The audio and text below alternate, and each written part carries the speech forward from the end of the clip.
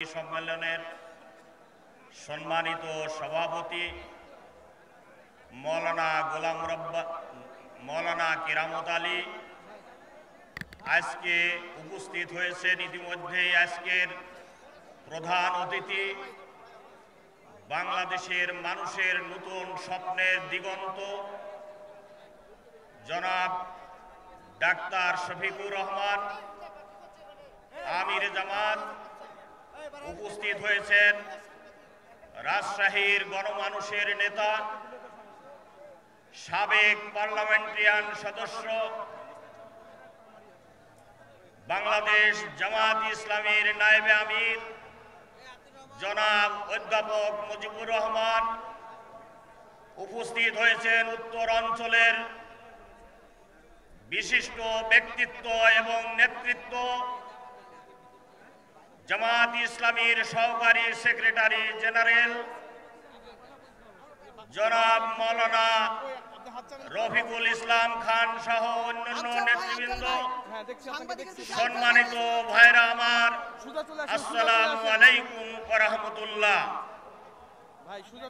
বাংলাদেশ জামাত ইসলামীর আজকের এই কর্মী সম্মেলন আমি স্মরণ করছি বাংলাদেশের এই অঙ্গনে বাংলাদেশ সৃষ্টি হওয়ার পর পয়লা এই উত্তর অঞ্চলে জীবন দিয়েছে ওই মতিহার চত্বরে আমার ভাই সাব্বির, হামিদ, জব্বার এবং আইয়ুব। সেই রক্ত দেওয়ার মাঝ দিয়ে ইসলামী আন্দোলন বুলন্দ হয়েছে। সম্মানিত ভাইরা আমার, রক্ত স্নাত এই রাজশাহী অঞ্চল আমি বাংলাদেশ জামাত ইসলামীর পাবনা জেলা আমির হিসাবে আপনাদের শুভেচ্ছা জানাতে চাই।